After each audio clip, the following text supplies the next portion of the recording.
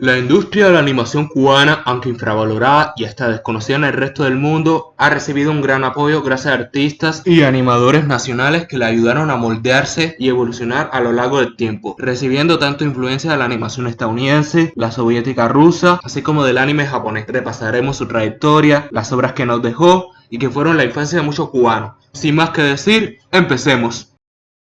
En el primer punto hablaré de los inicios. La primera animación cubana fue Conga y Chambelona en el año de 1919, dirigida por Luis Cel. Pero no sería hasta 1937 que se crea la primera animación sonora titulada Napoleón el faraón de los sinsabores, dirigida por Manuel Alonso. Lamentablemente no hay ninguna copia de estos dos, por lo que de momento son los media. En 1960 se funda Estudio de Animación del ICAI, una subdivisión del Instituto Cubano del Arte e Industria Cinematográfico, por sus siglas ICAI, y que había sido fundada en 1959 con el triunfo de la Revolución, y que es la encargada de distribuir y amparar todo el material audiovisual cubano. Es a partir de aquí que comienza la larga lista de animaciones cubanas, siendo El Maná, dirigida por Jesús de Alma en 1960, la primera animación cubana del ICAI. Empezamos con uno de los más icónicos y sin duda el estandarte de la animación cubana, el Pío Ardés, creado por Juan Parrón. Se trata de un general del Ejército Libertador o Ejército Mambí en el contexto de la Guerra de Independencia cubana. Originalmente el personaje apareció en otra historieta de Juan Parrón titulada Kashibashi, cuyo protagonista era un samurái japonés. El Pío Ardés era un personaje secundario que tuvo una pequeña aparición en la misma. A Juan Parrón le gustó tanto este personaje secundario que decidió darle su propia serie. Es así como en 1970 se publicarían sus aventuras en la revista juvenil Pionero, pero no sería hasta 1974 cuando el personaje haría su debut en la animación, en el capítulo titulado El Pío Ardés contra el tren militar, que marcaría el inicio de su serie animada. A su vez, el Pío Ardés tiene el honor de que su película animada es también el primer largometraje animado cubano estrenado en 1979. La película se podría decir que es un prólogo o precuela, ya que le da más desarrollo al personaje y profundiza sobre sus inicios, su integración al ejército mambí, así como conoció a María Silvia, su fiel compañera y pareja, la cual en el capítulo titulado El Pío Ardés se casa, ambos se unen en matrimonio. En 1983 recibe su segunda película titulada El Pío Ardés con Radola y Cañón, donde el Pío Ardés recibe el encargo de llevar a Cuba un cargamento de armas desde Estados Unidos. Ya se había hecho un capítulo con una rama parecida, titulada El Pío Ardés contra la policía de Nueva York, así que probablemente lo usaron de referencia para la película. Luego, en 1995 tendría su tercera película titulada El Pío Ardés contra el águila y el león, también conocido como Más se perdió en Cuba, la cual sería la conclusión final de la serie. Fue una coproducción cubano-española a raíz de la colaboración entre la ICAI y Telemadrid. Originalmente fue concebida como una serie para la televisión española y luego fue recopilada como la película tal cual conocemos. La película transcurre durante los últimos momentos de la Guerra de Independencia cubana, cuando Estados Unidos interviene para poner fin al conflicto. La película concluye con un envejecido El Pío Ardés quien, junto con su hijo, lucha contra la fuerza del tirano Gerardo Machado. Aun siendo la conclusión de El Pío Ardés, está muy desapercibida e infravalorada por el público cubano. Se siguieron haciendo más capítulos del mismo, los cuales, a ser autoconclusivos, no afectan en lo absoluto a la rama. El año 2020 fue su aniversario número 50 y recibió este cortometraje que mostraba el Pío Ardés en diferentes estilos de animación.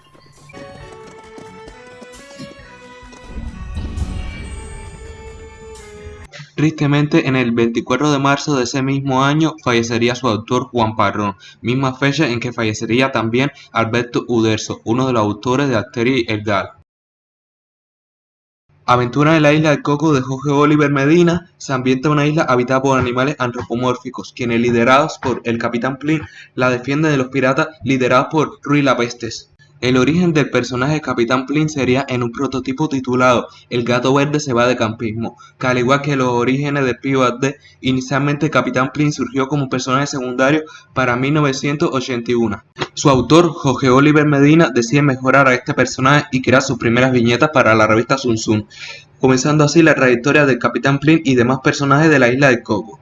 En 2001 se estrena El libro de la isla de Coco, el cual sería un remake de sus historietas, dándole un origen al personaje y añadiendo otros nuevos. Los cortometrajes musicales Canción de los Amigos y Ruy la Peste serían sus primeras animaciones, estrenadas a inicios de la década del 2000, aunque según la información, la primera adaptación animada fue en 1985 con el corto Los Enemigos. Lamentablemente no tengo mucha información al respecto ni manera de obtenerlo como para confirmarlo. Ya para el 2008 y 2009 se estrena la serie animada Aventura en la Isla de Coco, la cual se basa en la versión del libro de la Isla de Coco. Consta de 8 capítulos, aunque según la información hay un noveno capítulo del cual no estoy seguro. Un detalle curioso es que el personaje de Cleo Rata, la novia tóxica de Ruy la Peste, se mantuvo un diseño beta del personaje en el opening y en el ending, distinto al diseño final que tendría en su debut en el capítulo 5. Matojo trata sobre las vivencias del protagonista homónimo junto con familiares y amigos. Básicamente es un tanto similar a series como Charlie Brown o Daniel el Travieso. Fue creado por Manuel Lamar Cuervo, de origen colombiano. Hizo su aparición en las páginas de la revista Palante durante los años 60 y posteriormente en la revista juvenil Zum Zum. Ya en la década de los 80 obtiene su adaptación animada, siendo su primer capítulo Matojo no nada nada en 1981. Cuenta con solo 4 episodios.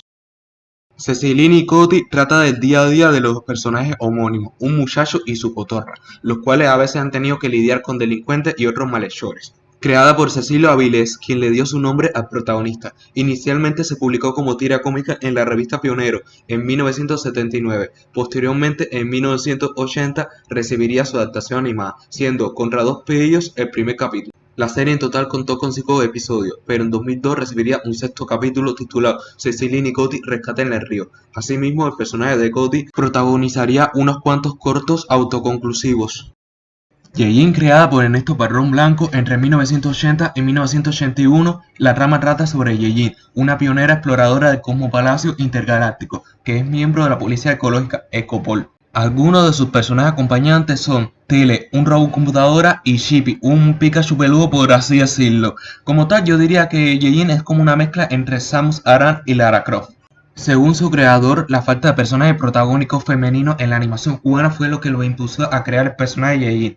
Inicialmente planeaba hacer que su personaje hiciera debut en la animación, pero optó por hacer que apareciera en la revista juvenil Zum Zum, para luego, en 1984, estrenaría su primer episodio, titulado Yeyin en la ciudad perdida, donde Yeyin en compañía de Wan y Tele encuentran una ciudad escondida, la cual está bajo una tiranía, por lo que ayudan a los ciudadanos a librarse de sus despóticos gobernantes. Años después, en 2004, se crearía el episodio Yeyin y el cazador androide, donde tiene la custodia de una especie en peligro de extinción por culpa de los robots, y tiene que defenderse de un cazador androide el cual los persigue para terminar el trabajo. Es muy probable que con este nuevo episodio de Yeyin, tras 20 años del estreno de su primer episodio, querrían hacer una serie con algunos capítulos más, por cómo la intro de Yeyin comienza con su título Yeyin y la Policía Ecológica para luego mostrar el título del episodio homónimo. Además de que en la intro vemos unas breves escenas que podría ser entre versiones beta del episodio en cuestión o planes para futuros capítulos. Lamentablemente no se han hecho más capítulos, lo cual es una pena, más aún que en las historietas se puede ver la mayor parte del lore de Yeyin,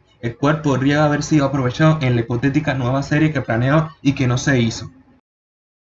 Chuncha, creada por Gaspar González Díaz en 1966 para la historieta, pero en 1967 se estrenaría su serie animada. La serie es una comedia que trata del día a día de la anciana Chuncha, con su perro cacharro y sus sobrinos nietos y vecinos. Su frase más célebre es cuando dice: esta adaptación del personaje contaría con 6 episodios, pero ya en la década del 2000, Chuncha recibiría un reboot con más episodios que su antecesora, pero finalizando en 2010.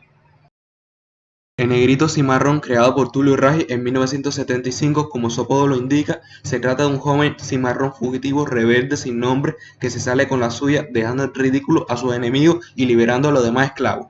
Además de su primer capítulo homónimo estrenado en el año ya mencionado, contaría con 2 episodios más: Atrapen al Negrito en 1977 y El Trapiche en 1978. El cual sería la conclusión de esta trilogía de episodios, ya que en el final de este podemos ver cómo el marqués se da por vencido y acepta la propuesta del inglés sobre las máquinas de vapor, lo cual explicaría el por qué no se hicieron más episodios de este hasta que en 2004 se hizo un reboot a la serie del Negrito Cimarrón con 9 episodios, siendo el primer capítulo Los Molinos del Marqués, y en 2010 El Tesoro de Papapuerca sería el último episodio que se ha hecho hasta el momento. Esta versión estaría precedida de un cómic en 2003 que contaría los orígenes del personaje, el cual era huérfano debido a que el barco que transportaba esclavos fue atacado por piratas. Él naufragió y fue encontrado y criado por una manatí. De hecho, en el capítulo El Negrito y la Sirena del Marqués se deja claro esto cuando el Negrito diseña un plan para evitar que el Marqués case a los manatíes, a los cuales se refiere como su familia. Hago mención de que esta versión se me hace parecida a Asterix en el buen sentido, ya que aparte de que estos dos se parecen en estereotipo, también tenemos al Marqués, que al igual que César, queriendo subyugar a los cimarrones y galos respectivamente, y claro, no podía faltar que ambos tengan de antagonistas secundarios a piratas. Fernanda, creada por Mario Rivas en 2005, trata sobre una niña intrépida que, inspirada por los relatos de detectives como Sherlock Holmes o Hércules Poirot, decide investigar los misterios que ocurren en cada episodio y hallar al culpable, el cual a veces resulta incluso ser uno de sus amigos. Su primer capítulo, El extraño caso del fraude escolar, tiene como antagonista a Cuso, el amigo gruñón de su grupo. Según la información, la serie surgió por una idea del hijo de Mario, Daniel Rivas, quien decidió por una estética bien sencilla, en la cual la línea negra contorneara la figura, y esto lo llevó luego a trabajar con Flash, convirtiéndose así a Fernanda en el primer animado cubano que utiliza esta técnica. Es la segunda serie animada después de POD en obtener su propia película, titulada Fernanda y el extraño caso del Dr. X y Mir-Hyde en 2013, siendo una parodia al extraño caso del Dr. Jekyll y el señor Hyde de Robert Louis Stevenson. En 2023 se estrenaría una segunda película titulada Fernanda y el extraño caso del mensaje Figueroa, en el cual se incluye viaje en el tiempo a la trama. Un dato curioso de la serie es que jamás a los adultos se les ve la cara, cosa que cambiaría en la segunda película ya mencionada. Y viendo el diseño de esto, personalmente creo que hubiera sido mejor que hubieran seguido con la regla ya establecida, más aún que no lo hicieron con todos los personajes adultos de la misma. Cucuy el Guije, o también conocido como Cucuy el Guije del Charco Azul, trata sobre las aventuras de un guije, un duende del agua del folclore cubano, el cual vive en Charco Azul, situado en el río Saramaguacan de la provincia de Camagüey, junto con Piropo, su interés amoroso, Ofidia, la madre de aguas, Yola, una cotorra, helada vainilla y demás guijes de la zona. Su antagonista es el Cagüeiro, un duende proveniente de Europa.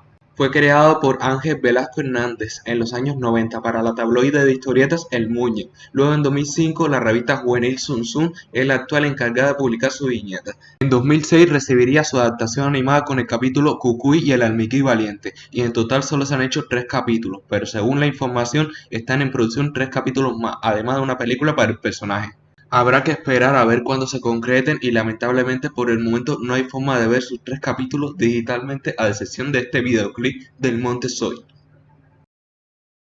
Hueso y Carburo, creado por Luis Castillo en 1968, protagonizado por los personajes homónimos, un perro antropomórfico y su mascota, un perro amorfo, cuyos antagonistas de sus episodios son 3 ratas. Inicialmente comenzaron en una serie llamada Los Quemarrisas, donde eran coprotagonistas, junto con otros personajes antropomórficos, hasta que finalmente obtuvieron su propia serie siendo Hueso y Carburo contra los piratas, el primer capítulo en 1974. Luego en la década 2000 serían algunos capítulos nuevos de estos personajes. Paco Perico, creado en 1966 por Luis Castillo, el creador de Hueso y Carburo, trata sobre las peripecias de una cotorra antropomórfica llamada Paco Perico.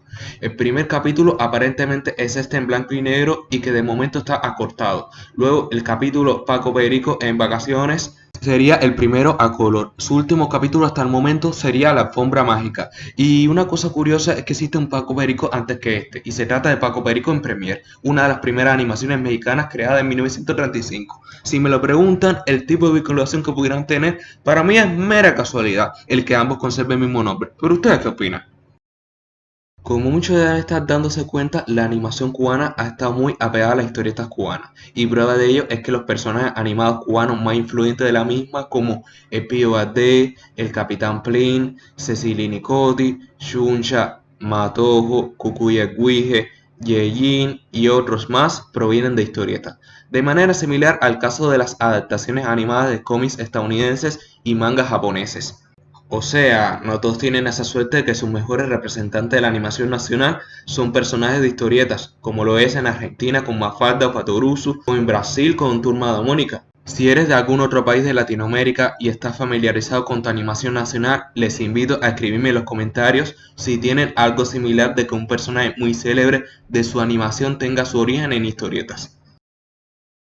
Meñique, la primera película cubana en animación 3D dirigida por Ernesto Padrón, estrenada el 20 de julio de 2014, está basado en el cuento homónimo de José Martí y que a su vez se basa en el cuento Poucinet de Edouard Laboulaye. La historia trata sobre Meñique, un joven campesino de baja estatura, de ahí su nombre, que quiere sacar a sus hermanos de la pobreza, a pesar de que estos son unos tremendos malagradecidos con él, y se lanza a la ciudad junto con sus hermanos en busca de oportunidades. Se enteran de que un enorme roble encantado ha aparecido cerca del árbol del rey en las tinieblas y el pozo del agua ha sido bloqueado, por lo que el soberano ha prometido otorgar el título de marqués y dar a su hija, la princesa Denise, en matrimonio a quien logre cortar el árbol y abrir un pozo.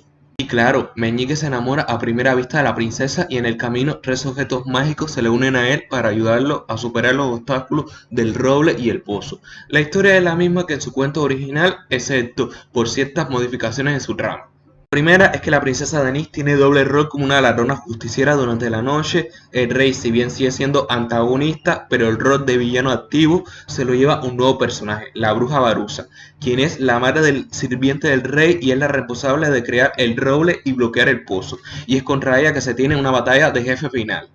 Aparentemente la producción empezó desde el 2007 y luego es que sería estrenada en 2014. La producción por lo que parece no fue fácil y recibieron la ayuda de la empresa gallega Fiction Producciones, por lo que la película se convirtió en una coproducción cubano-española. De hecho, cuenta con doblaje al idioma gallego, además de que fue estrenada en varios países incluida Corea del Sur, donde incluso la cantante coreana Namjoon ayudó en la promoción de la película dedicándole una canción. La película en otro idioma fue titulada Tom Lyle and the Magic Mirror, por lo que es una de las pocas producciones animadas cubanas que ha sido estrenada internacionalmente. La otra es Vampiro de La Habana.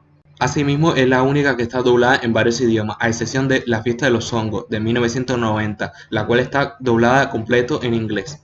La película tiene una muy buena banda sonora gracias a Silvio Rodríguez, pero desde un punto de vista crítico la historia de la película es bastante simple. Incluso hasta parece una secuela de Happily Never After, una de esas tantas películas que querían imitar el estilo de Shrek. El protagonista no tiene mucho carisma en mi opinión, y aunque la princesa Denise, la coprotagonista de esta película, su desarrollo es igual de mediocre, es mucho mejor que el de Meñique, y supongo que lo único que se puede salvar de esta película, además de la banda sonora y unas cuantas excepciones, es la villana, la bruja Barusa de las Mercedes. En su doblaje original del español cubano rebosa de gran carisma y sentido del humor, a diferencia del doblaje en inglés y del doblaje español neutro que la convierten en un personaje plano más del montón. ¡Cállate, idiota! En fin, una oportunidad desaprovechada con esta película. Equipo 009, dirigida por Isis Chaviano y Alexander Rodríguez, en 2016 la historia comienza en Luminum, una dimensión paralela a la Tierra, que tiene como capital Ciudad Croma. Está dividida en dos bandos, los cromos encargados de crear el arco iris y los pálidos, sus versiones malvadas y desterrados de Ciudad Cromo. El malo, sí, así se llama, es el jefe de los pálidos y ha viajado hacia la Tierra en busca de un pichón de cotorra para recuperar sus colores. Entonces Tom Poe, un agente cromo, va hacia la captura del malo y luego de que éste intentase arrebatarle el pichón a Jaimito, el dueño, derrotan al malo, pero este huye. Tom Poe entonces acepta entrenar a Jaimito para combatir al malo y proteger al pichón. En los siguientes capítulos se les une a sus amigos XP y Sammy, formando así el equipo 009. La serie fue anunciada y promocionada con grandes expectativas, si bien desde un punto de vista crítico tiene ciertos clichés y conveniencia de guión, es entretenida. Lo malo es que luego de 6 capítulos no ha vuelto a ser continuada, algo muy común para la mayoría de series animadas cubanas quedar inconclusa por este tipo de problemas financieros o creativos. Las aventuras de Juan Quinquín, dirigida por Alexander Rodríguez en 2014, está basada libremente en la obra homónima de Samuel Feijoo. La trama comienza con el protagonista siendo huérfano desde niño debido al asesinato fuera de pantalla de sus padres. Es acogido por un circo, sin embargo, no les revela su verdadero nombre debido a la promesa de su padre de no decirlo, por lo que Juan Quinquín es su nuevo nombre. Pasa el resto de su vida en el circo, pero a la diosa Obba le tiende una rampa haciendo que llegue al inframundo. Y es ahí cuando Obba junto con sus compañeras Oya y Yewa le revelan que él está muerto y es propiedad de ellas. Pero Juan Quinquín hace uso de su ingenio para arrebatarles la llave del inframundo, logrando escapar, pero las tres diosas no se quedan atrás y lo tratan de acorralar. Ante eso aparece la tutora de Hwang King-jin, quien lo ayuda a escapar y revela su identidad como Yemaya. Los dioses Yoruba se reúnen y discuten sobre el asunto de Hwang King-jin, revelándose que Oba lo hizo por venganza contra su amante Shango, por infidelidad, de manera que Hwang King-jin es un semidios hijo del dios Yoruba del trueno. Finalmente, el dios supremo Olofi da su veredicto y declara que depende de Hwang King-jin demostrar su valía para ser digno. Mientras tanto, Hwang King-jin logra escapar del ataúd y ve que el circo no está. Aún confundido, decide tomar un camino, finalizando esta historia con un final abierto. Este cortometraje animado es una versión libre de la obra original en la que se basa. Sin embargo, hay un tráiler del 2008 en el que se ve que la trama iba a ser diferente y posiblemente fiel a la obra original, pero fue cambiado al producto actual que es. Coralina es un cortometraje animado dirigido por María Elvira Fernández en 2003. Trata sobre una sirenita caribeña que es una popular diva del canto entre los habitantes del mar. Hay un cangrejito que intenta regalarle flores pero lo rechaza y menosprecia. Coralina es secuestrada por un pulpo malhechor, pero el cangrejito la ayuda a escapar y juntos vencen al pulpo malhechor. Coralina se reconcilia con el cangrejito y perdona al pulpo a cambio de formar parte de su concierto y final feliz. Años después, el corto recobró popularidad cuando se le empezó a comparar con el live action de La Sirenita que Disney había estrenado. Tanto en TikTok como en los comentarios del corto de Coralina en YouTube, usuarios cubanos y extranjeros elogiaron la originalidad del personaje y bromeaban sobre que Disney intentaba hacerle live action a Coralina. Si bien estoy de acuerdo que Coralina creativamente es superior al live action de La Sirenita, no puedo confirmar la teoría de que Disney sepa del corto y por ende haya creado el live action. ¿Pero usted qué opina? La calabacita, creada por Marta Porro en 1977, es un ser mágico con la apariencia de una muñeca de trapo, con un rol similar al Sandman. La trama era sencilla. Cada capítulo era un musical en el que la calabacita se encargaba de dormir a los niños y al mismo tiempo esto era un recordatorio para que los más pequeños de casa sepan que ya era hora de dormir, siendo el corto musical Travesía Mágica de Ligua María Hevia en 2001 la versión más popular de la calabacita. No obstante, no todos los capítulos eran solo musicales. Algunos tenían tramas hechas como el capítulo Las Seis Maravillas en 1981 o Sueños y Pesadillas en 1984.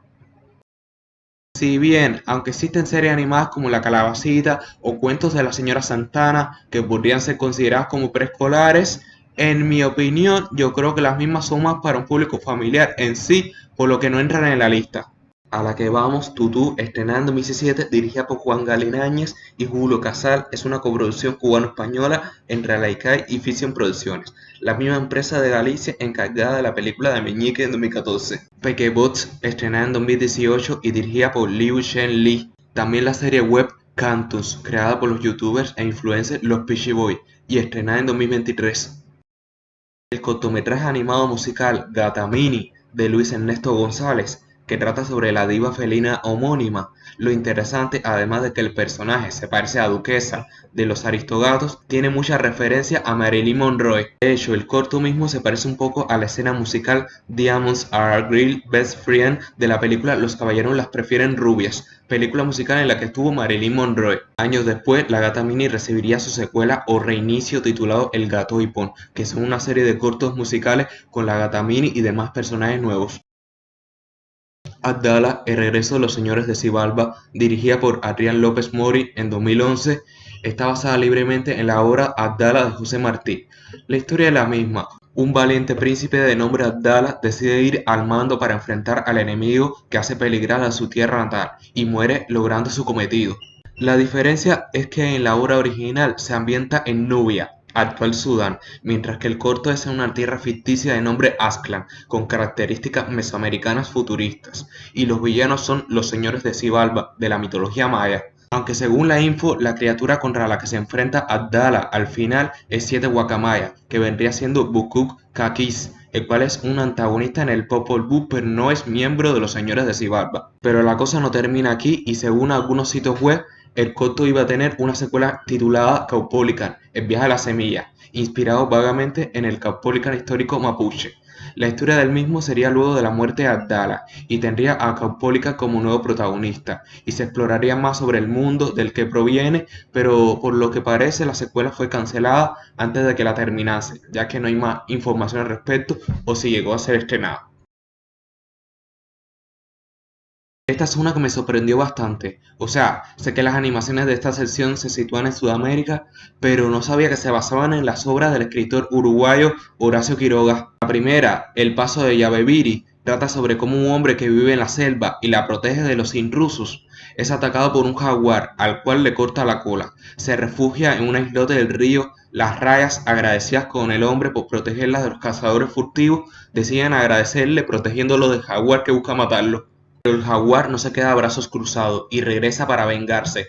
Vuelve con los de su manada y no tienen piedad con las rayas, las cuales realizan ataques electrocutantes contra los jaguares, pero van perdiendo. Sin embargo, el capibara trae el fusil Winchester del hombre y este dispara contra los jaguares, poniendo fin al conflicto. La segunda, La gamita ciega, trata sobre una cría de cierva a la que le encanta arremeter contra los árboles para obtener su miel.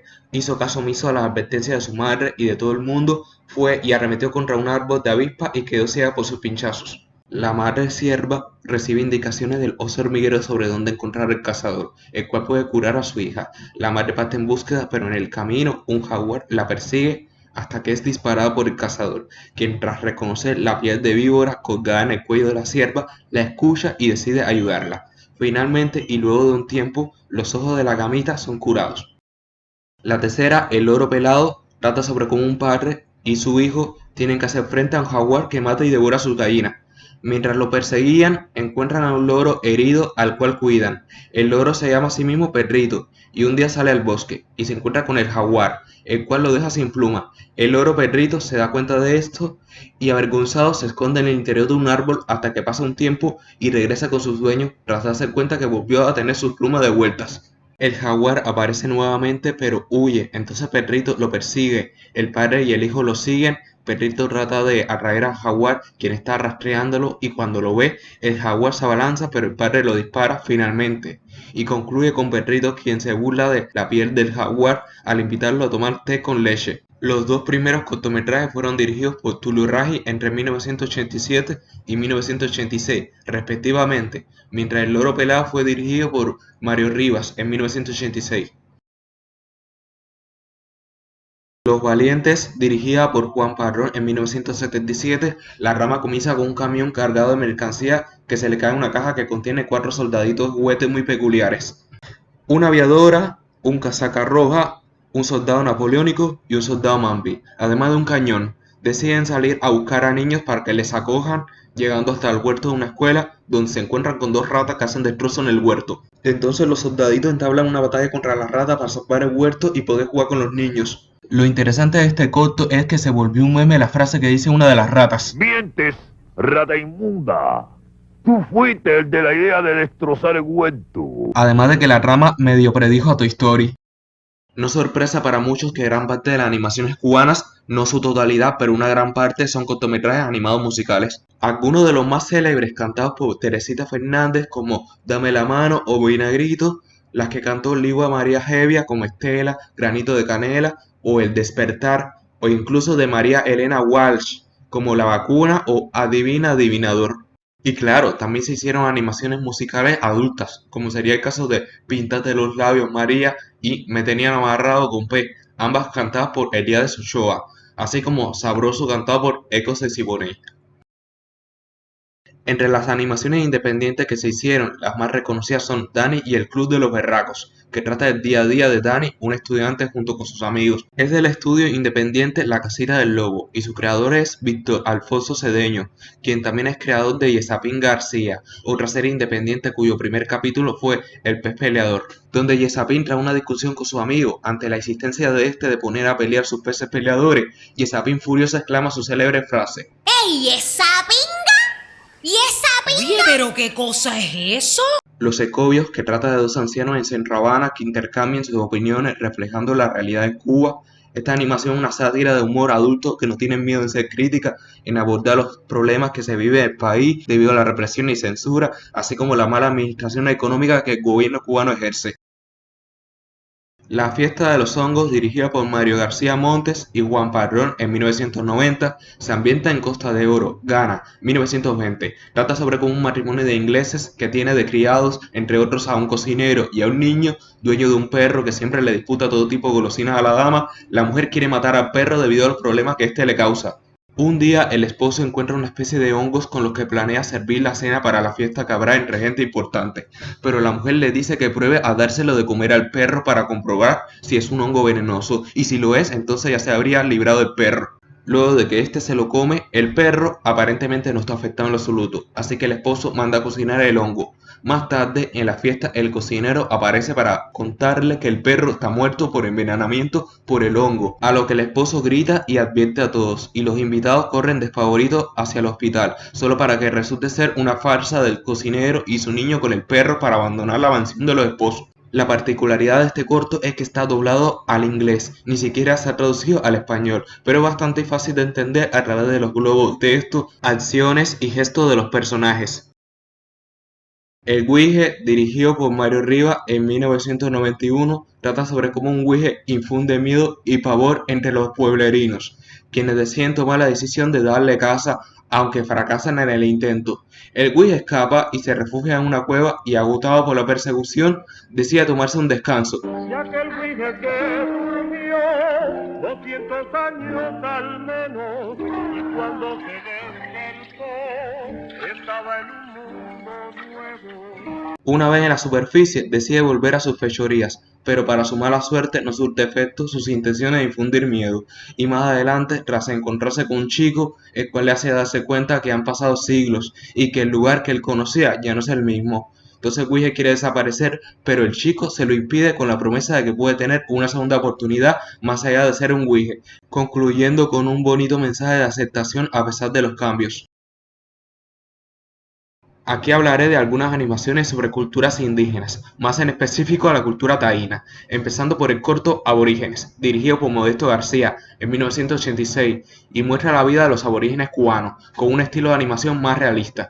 Tabey, dirigido por Juan Padrón en 1975, trata sobre cómo un joven taíno advierte a su pueblo de la llegada de los invasores caribes. Luego llegan los españoles, quienes espantan a los caribes y son bien recibidos por los taínos.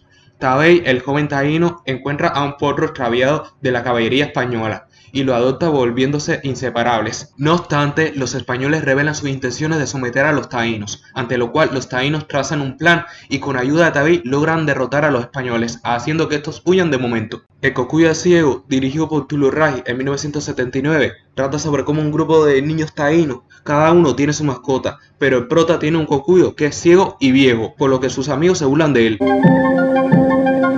Anaina la tuta con su cocuyo ciego. El cocuyo ciego. Anaina la tuta con su cocuyo ciego. Anaina la tuta con su cocuyo ciego. En cualquier caso, un conquistador español captura a los niños, pero queda el prota, quien reúne a los Pokémon de sus amigos y juntos van al barco del conquistador para rescatarlos.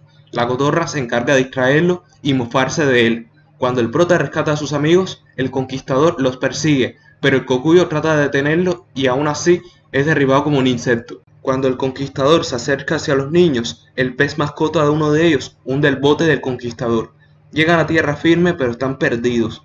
El pez trae sano y salvo al cocuyo, a lo cual el prota manda al cocuyo a que traiga a la gente de la tribu, lo cual consigue, y según explica el cacique, fue gracias a los hijos del cocuyo quienes le guiaron con su luz.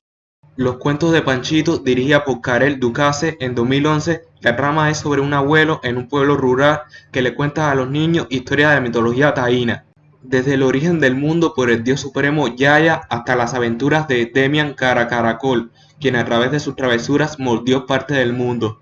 Está compuesto de 2 capítulos, los mares y los peces, y el fuego, el casabe y el regalo de Cojoba. También se hicieron animaciones sobre otras culturas indígenas como Ollantay, basado en el personaje homónimo inca, Zik y Sok, animación stop motion sobre 2 hermanos totalmente diferentes, uno malo y el otro bueno. Aventuras de Nisperito en el monstruo de Solo Clan, donde un nativo ayuda al monstruo de la región nicaragüense a recuperar su huevo.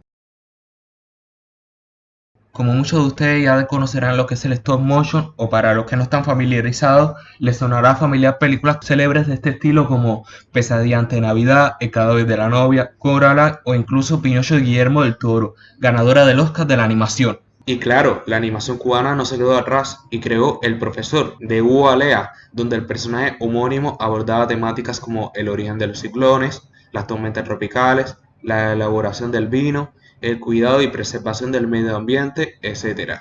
El cortometraje Los zapaticos de Rosa, basada en la obra homónima de José Martí, dirigida por Reinaldo Alfonso en 1981, trata sobre cómo Pilar, una niña de padres adinerados, sale a pasear en la playa, pero se encuentra con que una madre pobre tiene a su hija enferma. Entonces la niña Pilar le obsequia sus zapaticos de rosa. Luego de Hugo Alea crearían la primera película stop motion cubana en 1986, titulada Papobo, sobre un niño hijo de esclavos libres que quiere conseguirle un regalo de Navidad a su pequeña hermana. Ambientada en la Cuba colonial del siglo XVII, la película recibió una gran acogida por parte del público tanto nacional como internacional, ganándose ciertos premios y reconocimientos, entre los que se destacan: primer premio en el Festival de Animación de la UNIAC 1987, primer premio coral de animación en el Festival del Nuevo Cine Latinoamericano 1988, selección oficial de animación Annecy, Francia 1989, entre otros. Mi taller es una miniserie stop motion de comedia que trata sobre las ocurrencias e intrigas de unas herramientas en su taller, dirigida por Paul Chaviano, quien luego dirigiría el cortometraje stop motion también de comedia titulado Encuentro muy cercano en 2018, sobre cómo un campesino cubano se muestra escéptico sobre los sucesos paranormales al mismo tiempo que estos ocurren a su alrededor sin que él se dé cuenta.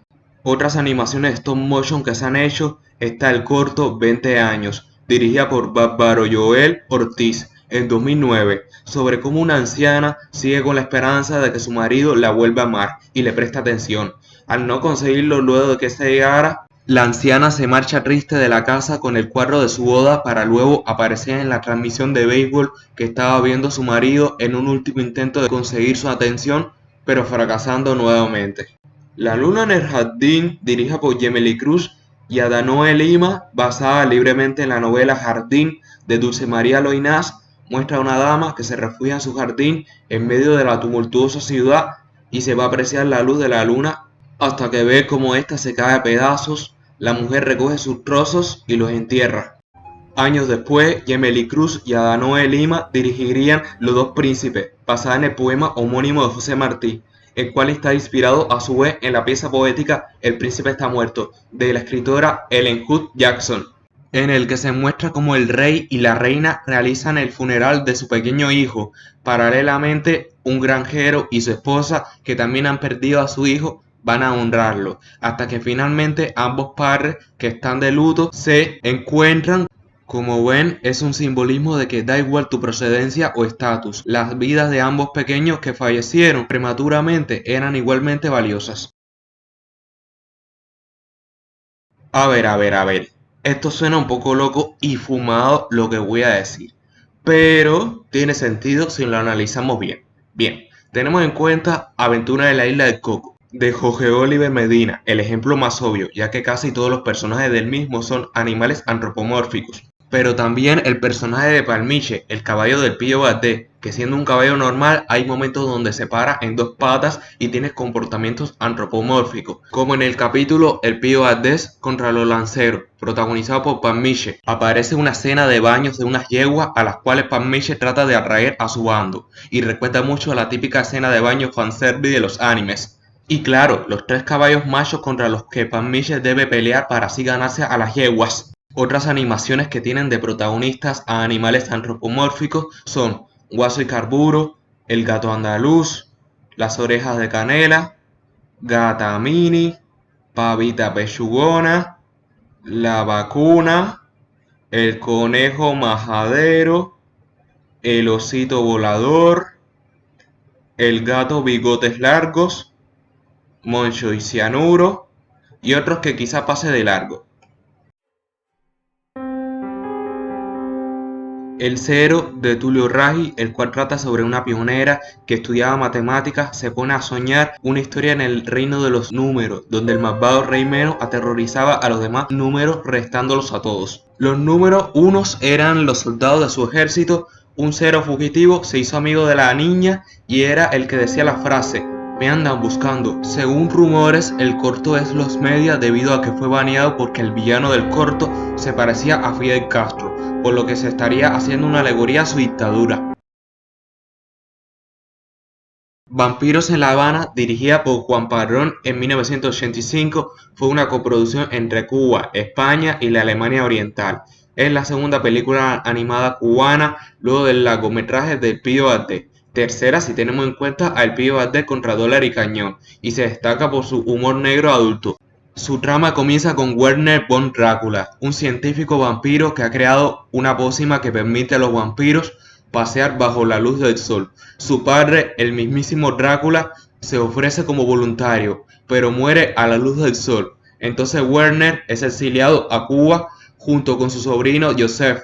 Werner nuevamente decide mejorar su fórmula al usar a su sobrino y ve resultados satisfactorios. En cuanto la noticia llega a los oídos de los grandes clanes de vampiros, todos viajan a La Habana para hacerse el control con la fórmula. Uno quiere destruirla y el otro quiere comercializarla. Werner muere no sin antes dejarle la custodia de la fórmula a su sobrino Joseph, conocido como Pepito, quien será perseguido por ambos grupos. La película aparentemente no fue traducida a otros idiomas, pero sí fue subtitulada. Fue una de las pocas producciones cubanas que tiene cierto reconocimiento en el exterior. En 2003 se estrenó su secuela titulada Más vampiros en La Habana, la cual trata de que Pepín, el hijo de Pepito, desarrolla el vampillaba, la cual es capaz de transformar a los humanos en bichos y vampiros. Esto atrae la atención de los nazis, quienes envían a Field Marshal Bowman, el primo malvado de Werner, para hacerse con la fórmula y usarla para crear poderosos comandos de asalto. En esta película regresan algunos de los vampiros de la película anterior, así como Werner en forma de fantasma para ayudar y aconsejar a Pepito. Filminutos es una serie animada adulta creada por Juan Padrón en 1980. Se trata de chistes cortos con diferentes temas unidos en diferentes bloques numerados. Al principio los personajes de Juan Padrón para esta serie fueron generalmente vampiros, verdugos, duendes. Posteriormente se unieron Mario Rivas, Tulio Raggi y otros a formar parte de ella, con sus propios diseños y temáticas. De ahí que tenga diferentes estilos de animación de mano de estos animadores. Todos los episodios son autoconclusivos, sin relación, a excepción de algunos como El error del vampiro, La indecisión del vampiro y El calor del vampiro. Probablemente de manera indirecta formen parte del universo de Vampiros en La Habana. En esta sección hablaré de animaciones que son de un tono gris y sombrío. Si bien esto es algo subjetivo, no incluiré a las que son como Vampiros en La Habana o Filminutos, pues esas son de tono humor negro adulto, o a las que anteriormente mencioné en la sección de Stop Motion. Están Vicaria, dirigida por Antonio Nodarce en 2008, y Lo Feo, dirigido por Gemely Cruz y Adanoe Lima en 2010. Ambas basadas en las canciones homónimas de Teresita Fernández, aunque ambas tienen una resolución más optimista. Así quiero que en mi muerte, así quiero que en mi muerte me lleven al cementerio. El poeta y la muñeca, de Tulio Raggi en 1967, cortometraje animado de carácter experimental que plantea la trayectoria ancestral del nacimiento del arte, simbolizado en el poeta, personaje romántico fuera de la realidad. En un árbol maravilloso nace una muñeca, encarnación de lo bello y lo simple. El poeta se enamora de la muñeca, quien se motiva a continuar con uno de sus versos. Sin embargo, una catástrofe ocurre y los dos mueren. El poeta da un último verso, el cual contiene un mensaje escatológico antes de finalizar. Los siguientes cortometrajes son de género ciencia ficción, en la que sus universos son distopías posapocalípticas y existencialistas, como Los Incrédulos, dirigida por Hernán Enríquez en 1970, sobre un mundo donde la radioactividad ha forzado a sus habitantes a vivir bajo tierra, y los personajes se cuestionan sobre cuándo lograr librarse de las ataduras en las que se encuentran. El viaje, dirigida por Luis Arturo Aguiar Palacios en 2016, basada en la novela homónima de Miguel Collazo. Los personajes son sobrevivientes de una nave que ha caído en un planeta.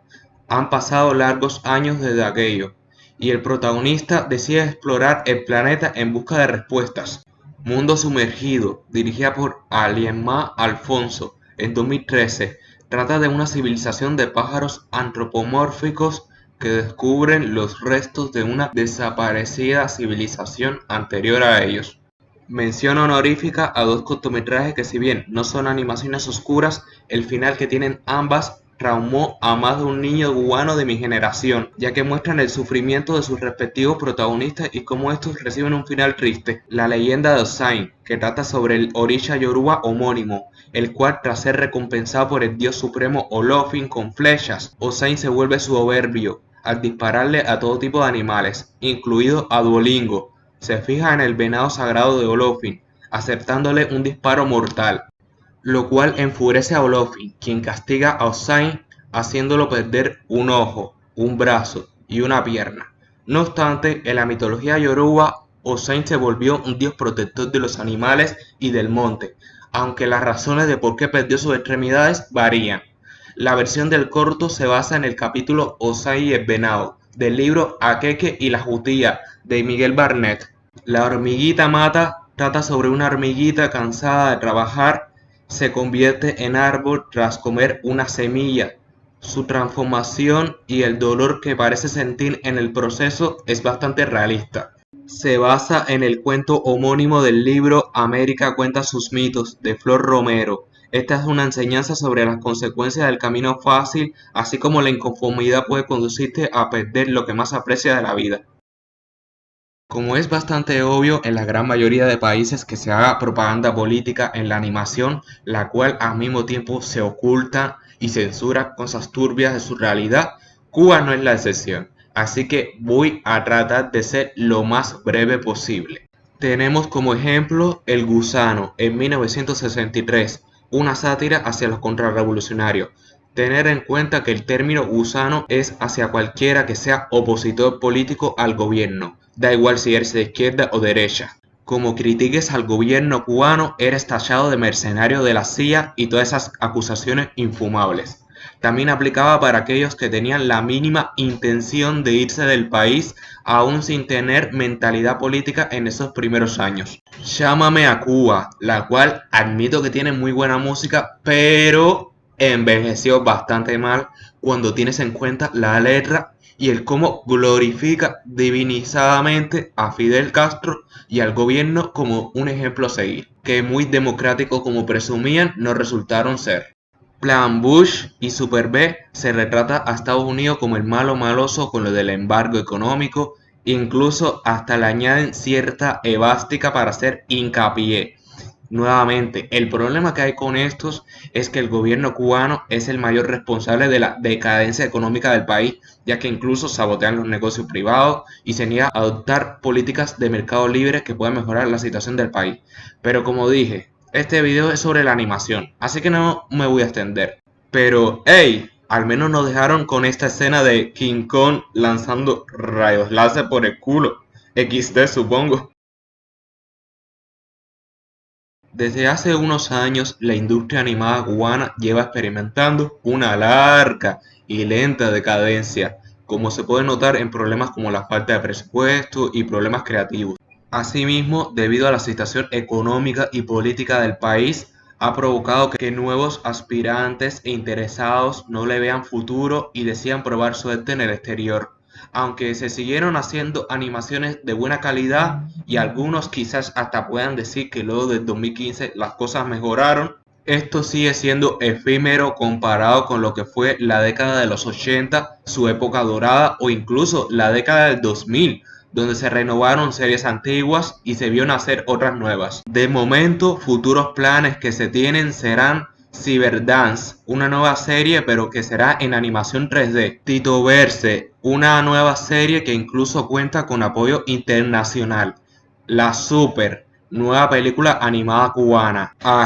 Wow, nueva serie basada en el cómic homónimo de Miguel Díaz Portillo. No son las únicas producciones, seguro aún tienen entre manos algunas más. Pero bueno, ojalá tarde o temprano llegue un buen producto que pueda iniciar el renacimiento que necesita la animación cubana ahora más que nunca.